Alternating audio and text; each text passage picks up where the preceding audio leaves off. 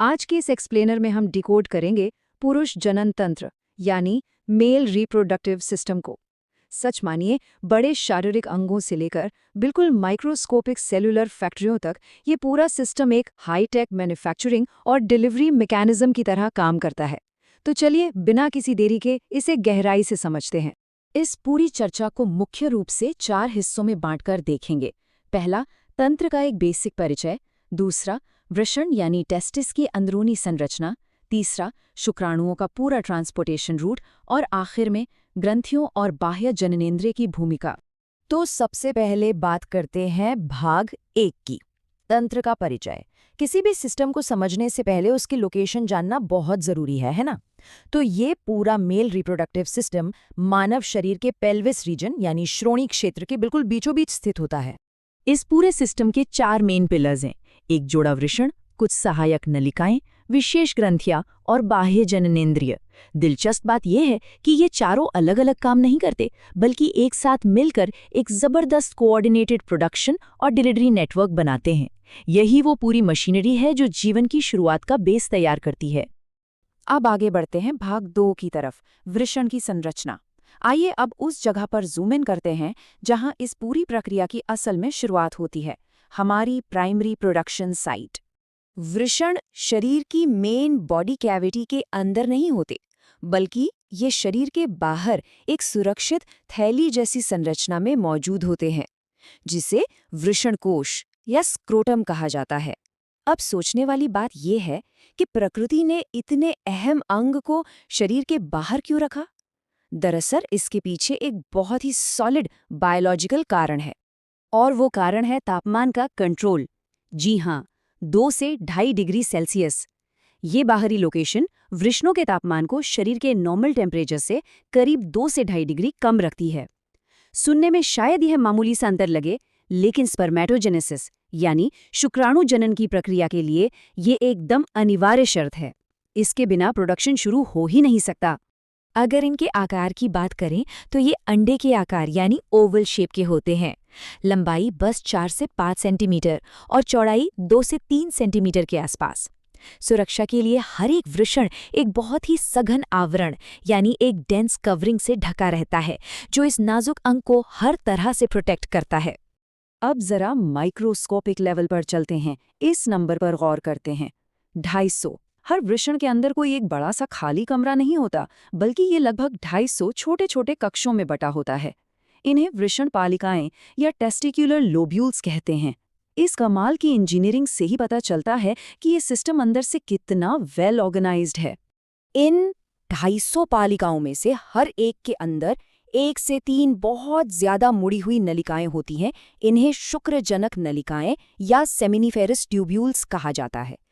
इन tubes को इस biological कारखाने की असेंबली लाइन माना जा सकता है, क्योंकि यहीं पर बिल्कुल सूक्ष्म स्तर पर शुक्राणुओं के बनने का काम असल में शुरू होता है।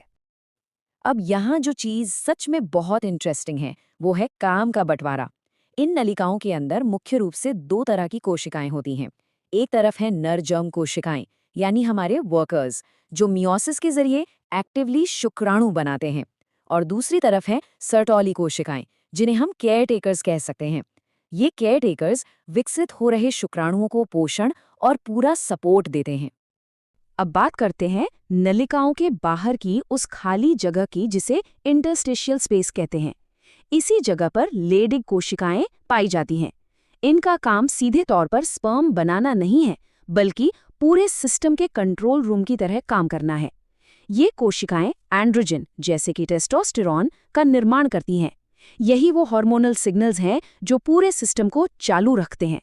चलिए, कारखाने में प्रोडक्शन तो हो गया, लेकिन अब आगे क्या? भाग 3 में हम देखेंगे शुक्राणु परिवहन मार्ग। अब हम उस बेहतरीन कोऑर्डिनेटेड और सीक्वेंशियल ट्रांसपोर्ट नेटवर्क को एक्सप्लोर करेंगे, जिसके जरिए शुक्राणु अपनी मंजिल तक पहुंचते हैं। ये पूरा सफर 7 शानदार पड़ावों से होकर गुजरता है। सबसे पहले शुक्रजनक नलिकाओं से शुरुआत होती है, जो वृषण जालिकाओं तक जाती हैं।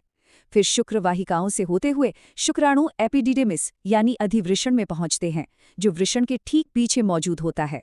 यहाँ से रास्ता शुक्रवाहक में जाता है, जो ऊपर की तरफ जाकर मूत्र मार्ग के ऊपर एक लूप बनाता है, और फाइनली स्खलनीय वाहिनी के जरिए मूत्र मार्ग तक पहुंचता है।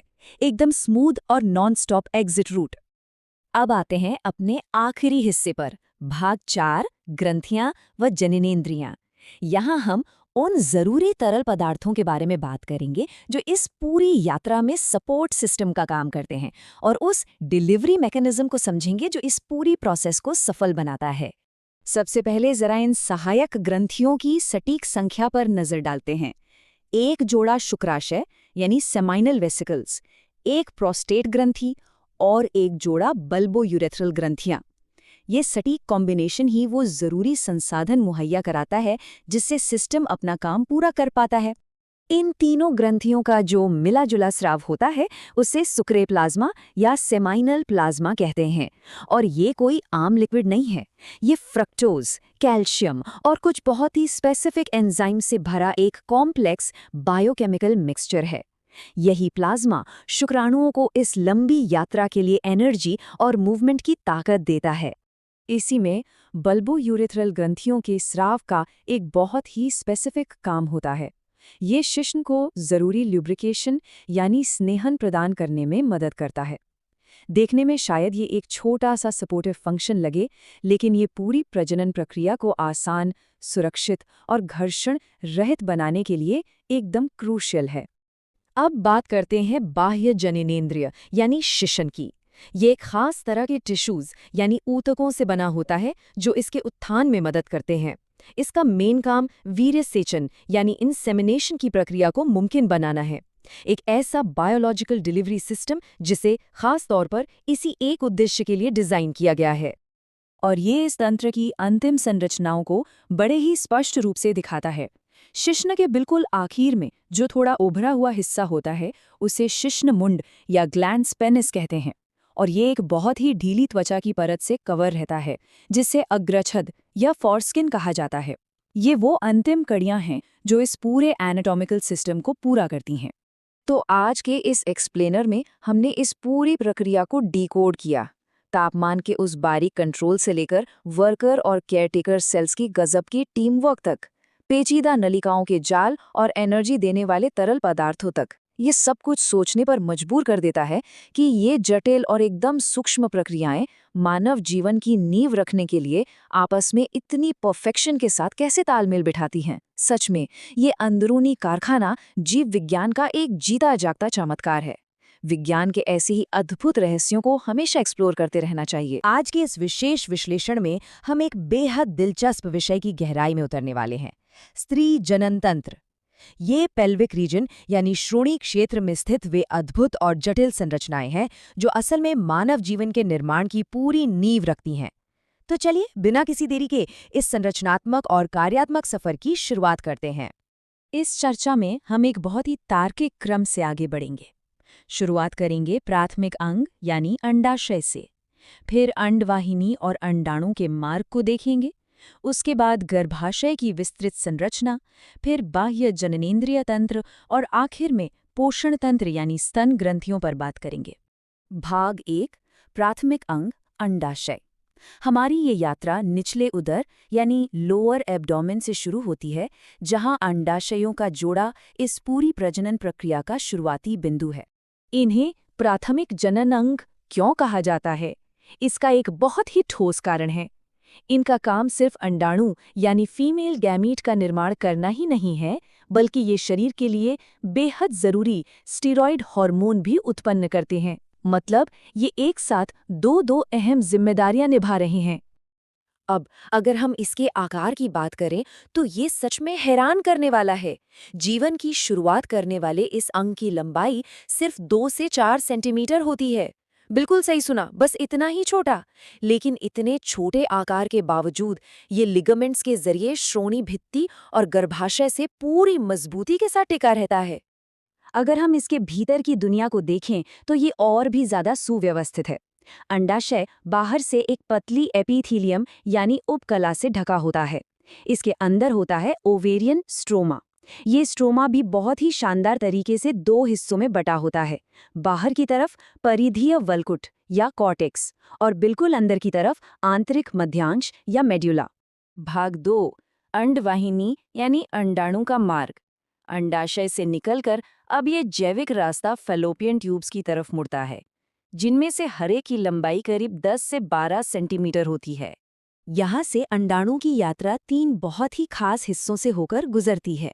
शुरुआत होती है अंडाशय के बिल्कुल पास मौजूद एक कीप जैसे हिस्से से, जिसे कीपक कहते हैं। वहां से अंडाणु एक चौड़े रास्ते यानी तुम्बिका में प्रवेश करता है और आखिर में एक बहुत ही संकरे रास्ते संकीर्ण पथ से होते हुए आगे बढ़ता है। यहाँ एक बहुत ही दिलचस्प संरचना होती है। कीपक के बिल्कुल किनारों पर उंगलियों जैसी बनावट होती है, जिन्हें झालर या फिमरी कहा जाता है। अंडोत्सर्ग यानी ओव्यूलेशन के ठीक बाद ये फिमरी बिल्कुल एक झाड़ू की तरह अंडाणु को समेटकर सुरक्षित इकट्ठा कर लेते हैं। प्रकृति का क्या कमाल का डिजाइन है। भाग 3, गर्भाशय की विस्तृत संरचना व संकरा रास्ता या इस्थमस सीधे गर्भाशय यानी यूट्रस से जुड़ता है। यह वही जगह है जो एक विकसित होते भ्रूण के लिए एक सुरक्षित इंक्यूबेटर का काम करती है। अगर हम गर्भाशय के आकार की कल्पना करें तो ये बिल्कुल एक उल्टे नाशपाती जैसा दिखता है। ये अनूठी बनावट इसे इतनी मजबूती देती है कि ये भ्रूण को धारण कर सके और सुरक्षित रख सके। इसे समझना और याद रखना सच में बहुत आसान है। गर्भाशय की दीवार मुख्य रूप से 3 अलग-अलग स्तरों से बनी होती है और हर एक का अपना खास काम है। सबसे बाहर है परिगर्भाशय, जो एक पतली सुरक्षात्मक परत है। बीच में है मोटा गर्भाशय पेशी स्तर, जो प्रसव के दौरान तेज संकुचन पैदा करने का अहम काम संभालता है। और सबसे अंदर है गर्भाशय अंतःस्तर या एंडोमेट्रियम, जिसमें हर महीने मासिक चक्र के दौरान चक्रीय बदलाव होते हैं। गर्भाशय आगे चलकर एक संकरी ग्रीवा, जिसे सर्विक्स कहते हैं, उसके माध्यम से योनि में खुलता है। इस ग्रीवा की नली और योनि ये दोनों आपस में मिलकर जन्म नाल यानी बर्थ कैनाल बनाते हैं, जो शिशु के जन्म का अंतिम मार्ग है। भाग 4, बाह्य जनेंद्रिय तंत्र। शरीर के आंतरिक अंगों से बाहर की तरफ आते हुए अब हमारा ध्यान बाह्य जननेंद्रिय तंत्र की शारीरिक संरचना पर केंद्रित होता है। इस तंत्र में मुख्य रूप से 5 हिस्से शामिल होते हैं। सबसे ऊपर वसा या फैट से बनी एक गद्दी जैसी संरचना होती है, जिसे जघन शैल कहते हैं। इसके नीचे मांसल परतें होती हैं, जिन्हें वृहद भगोष्ठ कहा जाता है, और उनके ठीक अंदर लघु भगोष्ठ होते हैं। इसके अलावा योनि का द्वार योनिच्छद नाम की झिल्ली से आंशिक रूप से ढका होता है और मूत्र द्वार के ठीक ऊपर एक बहुत ही छोटी उंगली जैसी संरचना होती है, जिसे भगशेफ या क्लिटोरिस कहते हैं। अब इस विश्लेषण के अंतिम चरण में जाने से पहले एक बड़ा ही रोचक सवाल सामने आता है। शरीर का वो कौन सा विशिष्ट तंत्र है जो शारीरिक रूप से अलग होते हुए भी इस पूरे जनन मार्ग के कार्यात्मक विस्तार के रूप में काम करता है? भाग 5, स्तन ग्रंथियां, पोषण तंत्र। ये सवाल सीधा हमें स्तन ग्रंथियों तक ले जाता है। सभी मादा स्तनधारियों की यह एक बड़ी पहचान है, जो मुख्य रूप से ग्रंथिमय ऊतक और वसा से बनी होती है। इसका मुख्य काम जन्म के बाद शिशु को पोषण देना है। हर स्तन के अंदर जो ग्रंथिल ऊतक होता है वो बहुत ही व्यवस्थित होता है। यह बिल्कुल 15 से 20 स्तन पालियों या मेमरी लोब्स में बटा होता है। इन्हीं लोब्स के अंदर कोशिकाओं के छोटे छोटे गुच्छे मौजूद होते हैं, जिन्हें कूपिका या एल्वियोलाई कहा जाता है। दूध के स्राव और उसके प्रवाह का रास्ता भी कमाल का है। कूपिकाओं से निकला दूध सबसे पहले स्तन वाहिनी में जाता है। वहां से आगे आज के इस एक्सप्लेनर में हम सीधे मानव प्रजनन की उस बेहद सूक्ष्म और अद्भुत फैक्ट्री के अंदर चलने वाले हैं। जीवन की शुरुआत एकदम बुनियादी स्तर पर कैसे होती है, आइए इस स्रोत सामग्री के आधार पर इसे पूरी तरह से डिकोड करते हैं। आगे बढ़ने से पहले आज का हमारा रोडमैप देख लेते हैं। हम युग्मक जनन को परिभाषित करेंगे, स्पर्मेटोजेनेसिस की यात्रा पर चलेंगे, स्पर्म की संरचना देखेंगे, oogenesis की जटिलताओं को जानेंगे और अंत में इन दोनों प्रक्रियाओं का एक शानदार महामुकाबला देखेंगे। तो चलिए सबसे पहले युग्मक जनन या गैमेटोजेनेसिस की बुनियादी परिभाषा पर आते हैं। सिंपल शब्दों में कहें तो यह हमारे पूरे विश्लेषण का एकदम मजबूत बेस है। युग्मक जनन वो अहम बायोलॉजिकल प्रोसेस है जो प्राथमिक जनन अंगों, पुरुषों में वृषण और महिलाओं में अंडाशय में होती है। इसका सीधा सा काम है जीवन के निर्माण खंडों यानी गैमेट्स या युग्मकों को तैयार करना। अब बात करते हैं पुरुषों में होने वाली प्रक्रिया यानी स्पर्मेटोजेनेसिस या शुक्राणु जनन की यात्रा की। ये मेल प्रोसेस बिल्कुल एक high speed non stop assembly line की तरह काम करती है।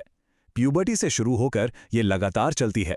शुरुआत होती है 46 गुणसूत्रों वाली स्पर्मेटोगोनिया कोशिकाओं से। ये समसूत्री विभाजन से अपनी संख्या बढ़ाती हैं, फिर प्राथमिक शुक्र कोशिका में बदलती हैं। इसके बाद पहले अर्धसूत्री विभाजन से 23 गुणसूत्रों वाली द्वितीयक कोशिकाएं बनती हैं। और इस क्रमिक बदलाव का फाइनल रिजल्ट 4 एकदम फुर्तीले और तैयार स्पर्मेटोजोआ यानी शुक्राणु। और इस पूरी असेंबली लाइन का सबसे खास पल होता है स्पर्मिएशन या वीर्यसेचन। ये वो अंतिम चरण है जब तैयार शुक्राणुओं के सिर सेटोली कोशिकाओं में धंस जाते हैं।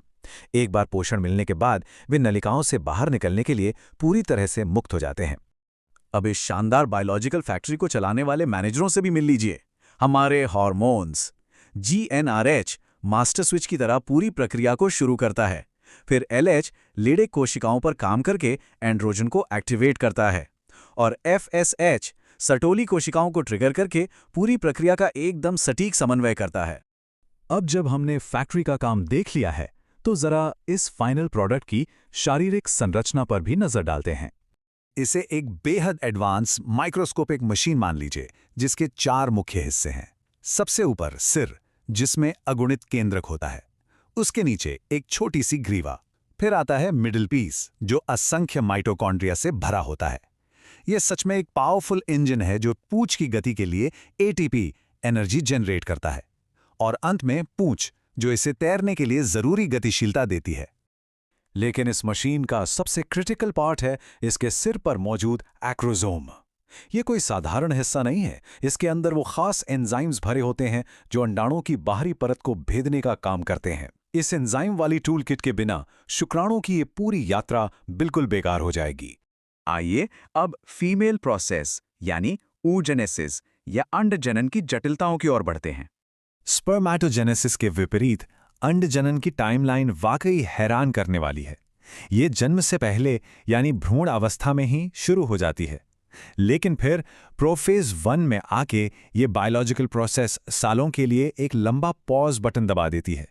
ये रुकी हुई प्रक्रिया सालों बाद प्यूबर्टी आने पर ही वापस शुरू होती है और फिर ओव्यूलेशन तक पहुंचती है। जरा इस नंबर पर गौर कीजिए, 60 से 80 हजार। ये प्यूबर्टी के समय बचे हुए प्राथमिक पुटकों की संख्या है। जन्म के समय जो लाखों की संख्या होती है, उसमें से ज्यादातर नष्ट हो जाते हैं। ये प्रकृति का एक विशाल क्षरण दर है, जहां केवल सबसे बेहतरीन पुटक ही आगे की यात्रा तय करते हैं। यहाँ पुटक या फॉलिकल का एवोल्यूशन देखने लायक होता है। प्राथमिक पुटक धीरे धीरे द्वितीयक और फिर तृतीयक पुटक में बदलता है। तृतीयक पुटक की सबसे बड़ी पहचान है एंट्रुम नाम की एक तरल से भरी गुहा का बनना। अंततः ये एक मैच्योर ग्राफियम पुटक बन जाता है और अंदर मौजूद अंडाणु अपने चारों ओर जोना पेलुसिडा नाम की एक नई और मजबूत सुरक्षात्मक परत तैयार कर लेता है। और इस विभाजन का रिजल्ट तो नर प्रक्रिया से एकदम उलट है। यहाँ बराबर कोशिकाएं नहीं बनती, बल्कि विभाजन असमान होता है। एक विशाल द्वितीयक अंडक बनता है जिसमें सारे जरूरी पोषक तत्व जमा होते हैं और एक बहुत छोटा सा प्रथम ध्रुवीय पिंड बनता है जिसे नष्ट कर दिया जाता है। सर्वाइवल की ये एक बेहतरीन रणनीति है ताकि जीवित बचने वाले उस इकलौते अंडे के पास भविष्य के लिए भरपूर संसाधन मौजूद हों। तो अब वक्त आ गया है इन दोनों असाधारण प्रक्रियाओं के बीच के महामुकाबले का। ये टेबल हमारे पूरे विश्लेषण का एक परफेक्ट निचोड़ है। एक तरफ है स्पर्मेटोजेनेसिस, जो टेस्टिस में प्यूबर्टी से शुरू होकर बुढ़ापे तक लगातार चलता है और अरबों की संख्या में सेल बनाता है। दूसरी ओर है oogenesis, जो ओवरी में भ्रूण अवस्था से ही शुरू होकर मेनोपॉज पर रुक जाता है और हर महीने केवल एक ही अंडाणु तैयार करता है। एक मास प्रोडक्शन फैक्ट्री बनाम एक बेहद सेलेक्टिव पॉज और प्ले होने वाली प्रक्रिया। जीवन की शुरुआत के इन बुनियादी निर्माण खंडों को डिकोड करने के बाद अगला सबसे बड़ा सवाल ये उठता है कि इसके बाद क्या। इन आधारों के स्थापित होने के बाद मानव जीव विज्ञान का अगला सबसे तार्किक और रोमांचक कदम है आर्तव चक्र यानी मेंस्ट्रुअल साइकिल। क्या हम इसके पीछे छिपे विज्ञान को समझने के लिए तैयार हैं? इस एक्सप्लेनर से जुड़ने के लिए बहुत बहुत धन्यवाद। वाले हैं मादा प्राइमेट्स जैसे बंदर, कपी और इंसानों में पाए जाने वाला आर्तव चक्र यानी मेंस्ट्रुअल साइकिल। देखिए, मानव शरीर प्रकृति की सबसे अद्भुत रचनाओं में से एक है और इसके अंदर जो कुछ भी चलता है वो किसी शानदार सिम्फनी से कम नहीं है। ये वो चक्र है जिस पर जीवन की निरंतरता टिकी है। लेकिन अक्सर इसके वैज्ञानिक पहलुओं को बहुत हल्के में ले लिया जाता है।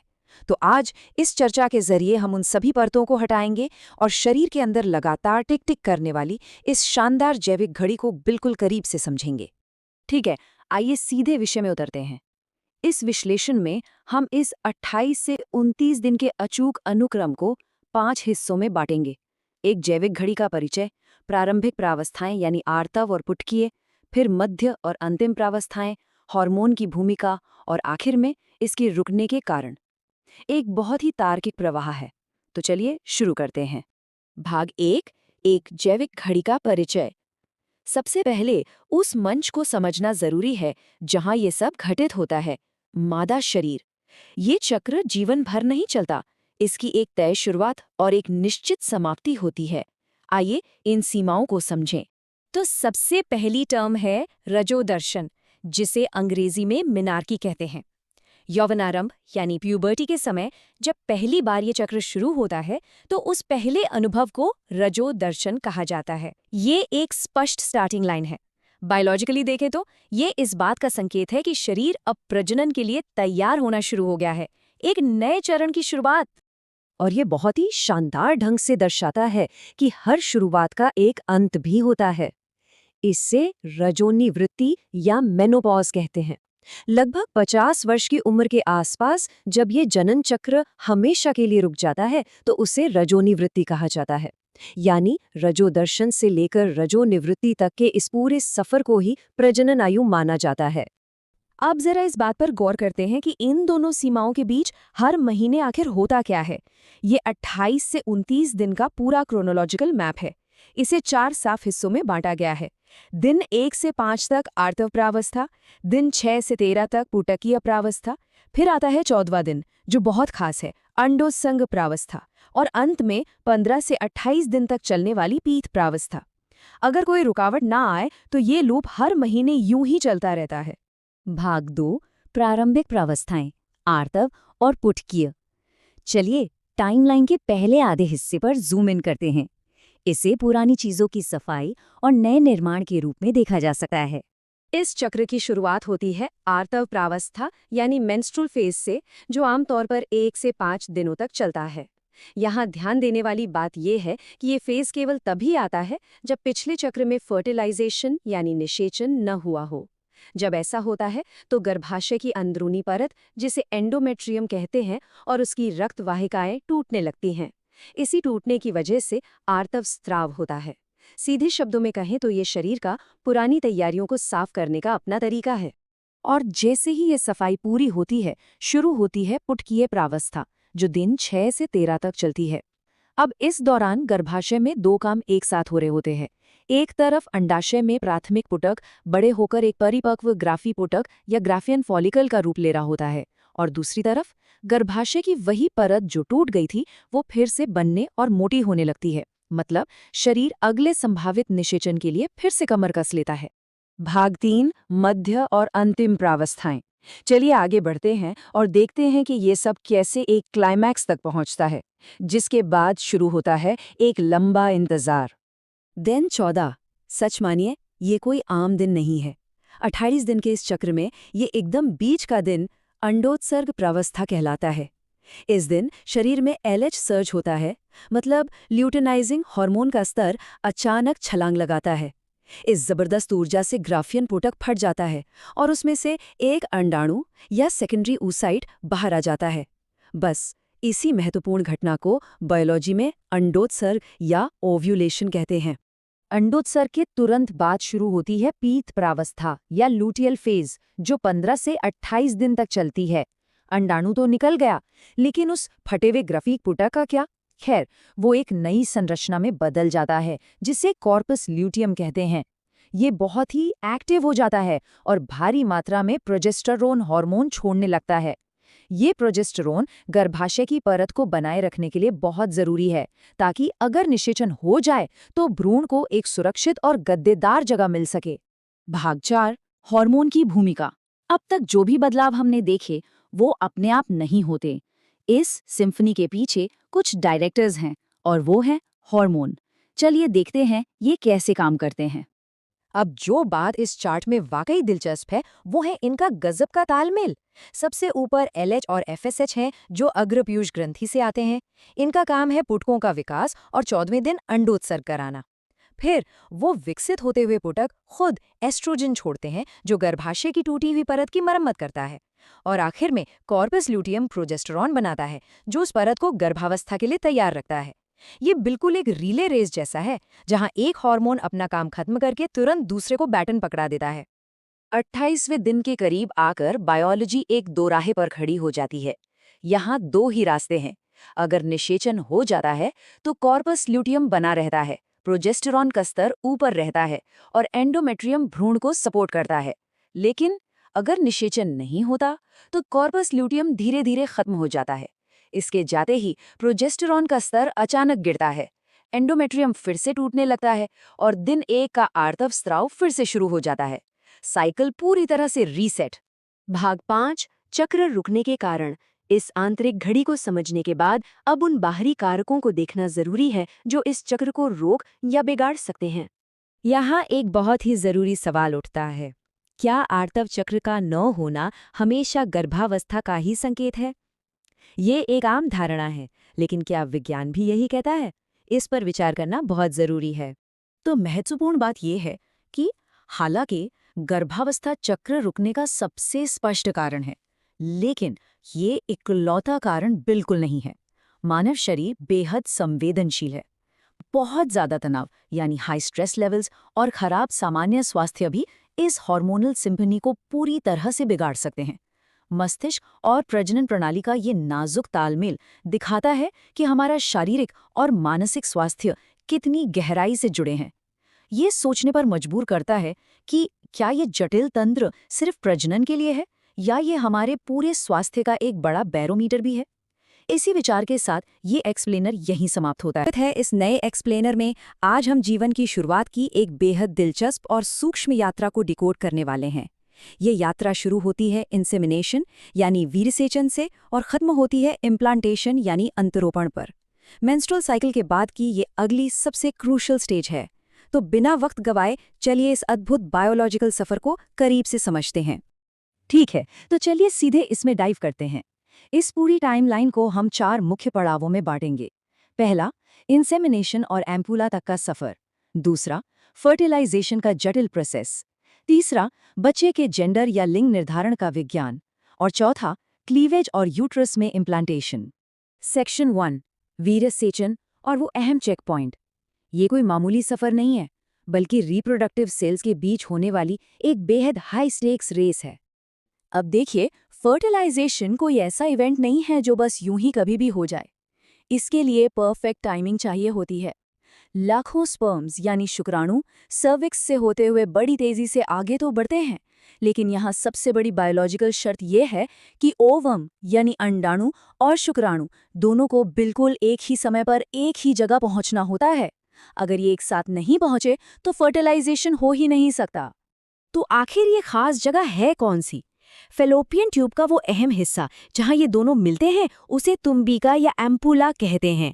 और हाँ, अगर आप बोर्ड एग्जाम्स की तैयारी कर रहे हैं तो इसे दिमाग में अच्छे से बिठा लीजिए, क्योंकि ये एक बहुत ही कॉमन मल्टीपल चॉइस क्वेश्चन है। एम्पुला ही वो जगह है जहां फर्टिलाइजेशन की असली प्रक्रिया अंजाम दी जाती है। सेक्शन 2, जटिल फर्टिलाइजेशन प्रोसेस। अब हम उस मैकेनिज्म को देखेंगे जो किसी बेहद सुरक्षित और हाईटेक बायोलॉजिकल प्रोटोकॉल से कम नहीं है। इसे एक हाई सिक्योरिटी वॉल्ट या तिजोरी की तरह इमेजिन कीजिए। ओवम के बाहर एक लेयर होती है जिसे ज़ोना पेल्यूसिडा कहते हैं। जैसे ही लाखों में से कोई एक लकी स्पर्म इस लेयर के संपर्क में आता है, बूम, ये मेम्ब्रेन तुरंत बदल जाती है और एक तरह से पूरा सिस्टम लॉकडाउन हो जाता है। ये लॉकडाउन बाकी सभी स्पर्म्स के एंट्री को पूरी तरह से ब्लॉक कर देता है। ये नेचर का अपना अचूक तरीका है ये पक्का करने का कि सिर्फ और सिर्फ एक ही स्पर्म ओवम के अंदर जा सके। है ना कमाल का सिस्टम? चलिए अब आगे बढ़ते हैं और देखते हैं कि ये प्रोसेस कैसे बिल्ड होता है। इसकी एंट्री और फ्यूजन के 4 बहुत ही सटीक स्टेप्स हैं। सबसे पहले स्पर्म के आगे का हिस्सा यानी एक्रोसोम कुछ खास एंजाइम्स छोड़ता है जो अंदर जाने का रास्ता बनाते हैं।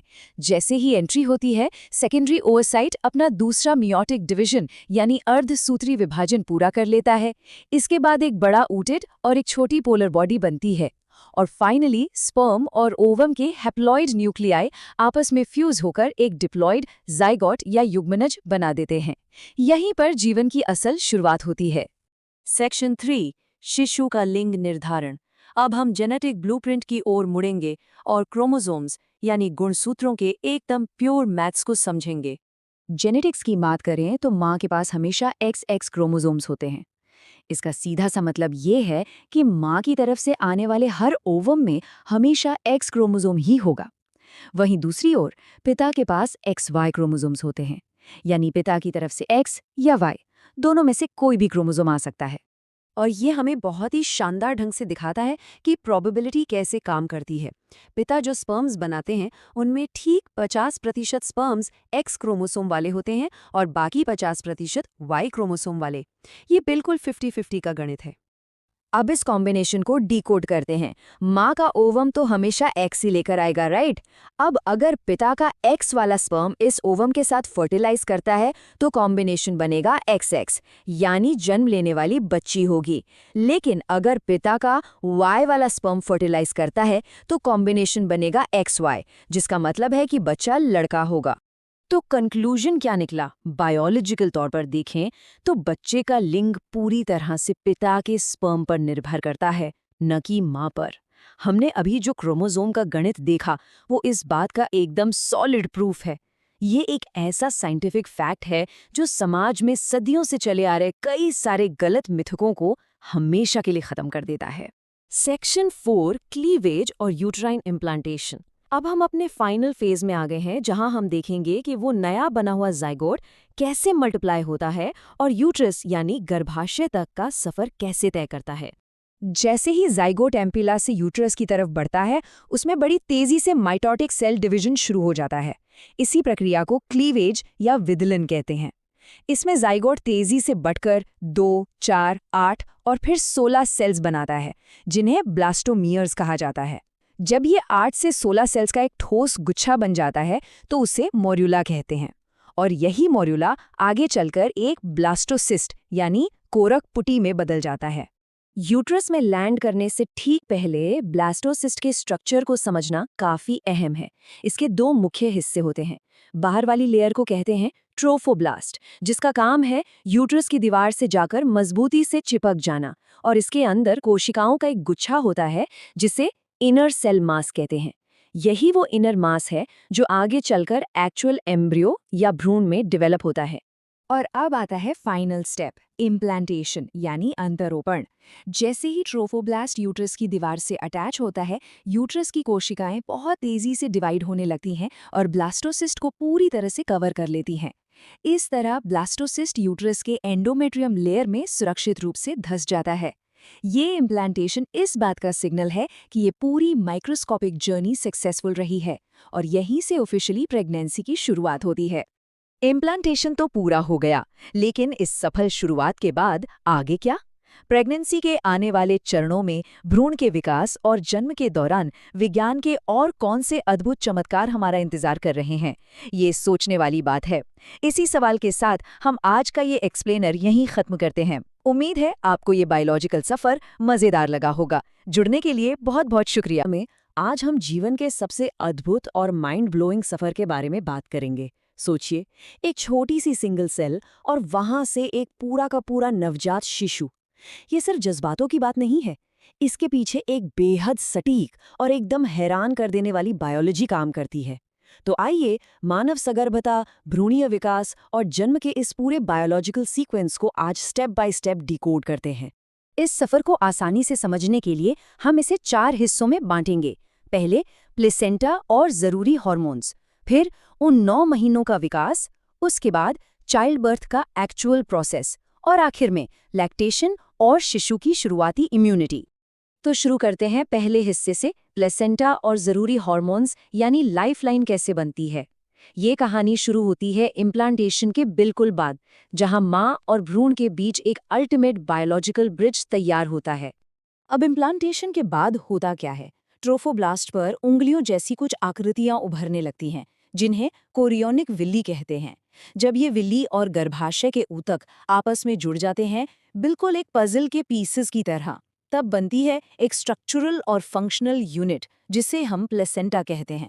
ये कोई आम टिश्यू नहीं है, बल्कि एक लाइफलाइन है जो विकासशील भ्रूण को माँ की बॉडी से सीधे तौर पर जोड़ती है। और हाँ, ये कनेक्शन सिर्फ फिजिकल नहीं है। प्लेसेंटा सच में एक मल्टीटास्किंग पावर हाउस है। सोचिए, ये भ्रूण को ऑक्सीजन सप्लाई करता है, न्यूट्रिशन देता है और वहाँ से कार्बन डाइऑक्साइड और बाकी वेस्ट मटेरियल्स को बाहर निकालता है। और सबसे कमाल की बात, ये एक एंडोक्राइन टिश्यू की तरह भी काम करता है। एक एंडोक्राइन ग्लैंड के रूप में प्लेसेंटा हार्मोन्स का एक बहुत ही स्पेसिफिक कॉकटेल रिलीज करता है, जैसे HCG, HPL, एस्ट्रोजेंस और प्रोजेस्टेरॉन्स। ये हार्मोन्स इसलिए इतने ज़रूरी हैं क्योंकि इन्हीं से भ्रूण के विकास के लिए एक सेफ और परफेक्ट एनवायरनमेंट बनता है। लेकिन यहाँ एक बहुत ही फैसिनेटिंग फैक्ट है। HCG, HPL और ओवरी से निकलने वाला एक हार्मोन जिसका नाम है रिलैक्सिन। क्या आपको पता है कि ये तीनों हार्मोन्स स्त्री के शरीर में सिर्फ और सिर्फ गर्भावस्था के दौरान ही बनते हैं, उसके अलावा कभी नहीं। ये दिखाता है कि ह्यूमन बॉडी इस स्पेसिफिक टाइम के लिए कितनी स्पेशल तैयारियां करती है। अब आते हैं हमारे दूसरे हिस्से पर, 9 महीने का वो सफ़र। लाइफलाइन तो बन गई, अब सारा फोकस इस बात पर है कि सेल्स का एक छोटा सा गुच्छा 9 महीनों के भीतर एक पूरे इंसान में कैसे बदल जाता है।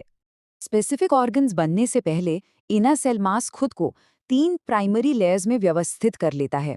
सबसे बाहर एक्टोडर्म, बीच में मेसोडर्म और सबसे अंदर एंडोडर्म। आप इन 3 लेयर्स को ना बॉडी के हर एक टिश्यू और ऑर्गन का फाउंडेशनल ब्लूप्रिंट मान सकते हैं। इन्हीं से आगे चलकर सब कुछ बनेगा। अगर हम पहले ट्राइमेस्टर का टाइमलाइन दिखे तो ग्रोथ सच में बहुत फास्ट होती है। पहले ही महीने के एंड तक भ्रूण का हार्ट बन चुका होता है। दूसरे महीने के खत्म होते होते हाथ, पैर और उंगलियां बनने लगती हैं। और तीसरे महीने के एंड तक तो बॉडी के लगभग सारे मेजर ऑर्गन सिस्टम्स अपनी जगह पर आ चुके होते हैं। ये स्पीड लाजवाब है।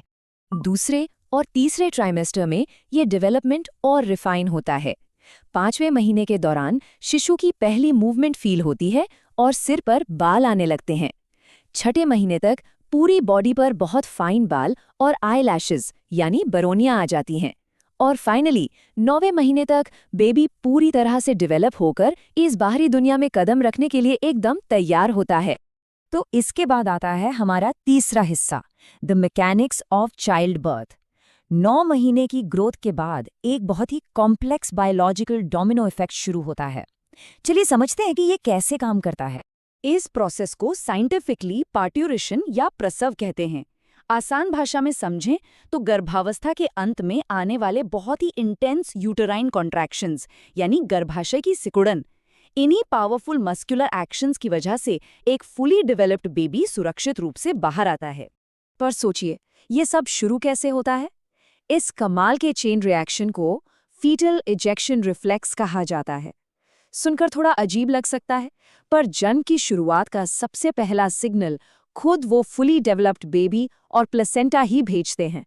इस सिग्नल से पिट्यूटरी ग्लैंड एक्टिव होती है, ऑक्सीटोसिन रिलीज होता है, यूट्रस में जोरदार कॉन्ट्रैक्शंस शुरू होते हैं और आखिर में बेबी बर्थ कैनाल से बाहर आ जाता है। इस पूरी प्रक्रिया का जो सबसे बड़ा हीरो है वो है ऑक्सीटोसिन। इसे मुख्य बर्थ हार्मोन कहा जाता है। यही वो क्रूशल केमिकल मैसेंजर है जो सिग्नल्स को पकड़ता है और यूट्रस की मसल्स को उतनी जोर से कॉन्ट्रैक्ट करने का इंस्ट्रक्शन देता है जो एक्चुअल डिलीवरी के लिए बिल्कुल जरूरी है। अब बढ़ते हैं आखिरी हिस्से की तरफ, लैक्टेशन और अर्ली इम्यूनिटी। बायोलॉजिकल सफर बच्चे के पैदा होते ही खत्म नहीं होता, बल्कि ये नवजात शिशु को पोषण और सुरक्षा देने के एक नए फेज में सहजता से शिफ्ट हो जाता है। दरअसल प्रेगनेंसी के दौरान ही मैमरी ग्लैंड्स लैक्टेशन के लिए तैयार होने लगती हैं। डिलीवरी के ठीक बाद शुरुआती कुछ दिनों में जो गाढ़ा पीले रंग का दूध निकलता है ना, उसे कोलोस्ट्रम कहते हैं। ये उस न्यूबॉर्न बेबी के लिए नेचर का बनाया हुआ पहला और सबसे तगड़ा सुपरफूड है। अब आप सोचेंगे कोलोस्ट्रम में ऐसा क्या खास है? वेल, ये वाइटल एंटीबॉडी से भरा होता है, स्पेशली IgA एंटीबॉडीज। चूंकि नए पैदा हुए बच्चे का इम्यून सिस्टम तो बिल्कुल ना के बराबर होता है, इसलिए ये एंटीबॉडीज एक शील्ड की तरह काम करते हैं और बच्चे को शुरुआत से ही इन्फेक्शन से लड़ने की ताकत देते हैं। इस पूरे सफर को अगर हम समअप करें तो कुछ बहुत क्लियर टेकअवेज मिलते हैं। पहला, ह्यूमन लाइफ की बायोलॉजिकल कंटिन्यूटी का यही आधार है। दूसरा, हमें बायोलॉजिकल सेक्स डिटर्मिनेशन में मेल के जेनेटिक रोल को सही ढंग से समझना चाहिए। और तीसरा, बच्चे की स्ट्रॉन्ग इम्यूनिटी के लिए ब्रेस्ट फीडिंग सिर्फ जरूरी ही नहीं बल्कि एकदम एसेंशियल है। अब जाते जाते एक आखिरी सवाल। एक सिंगल सेल से शुरू होकर एक पूरे फंक्शनिंग नवजात शिशु तक का ये माइंड ब्लोइंग सफ़र देखने के बाद क्या मैटरनल और इन्फेंट हेल्थ को लेकर सोसाइटी का नज़रिया नहीं बदलना चाहिए? ये शानदार बायोलॉजिकल मिरेकल हमें सोचने पर मजबूर करता है कि माँ और बच्चे दोनों को सही सपोर्ट देना कितना ज़्यादा ज़रूरी है। इस बारे में ज़रूर सोचिएगा।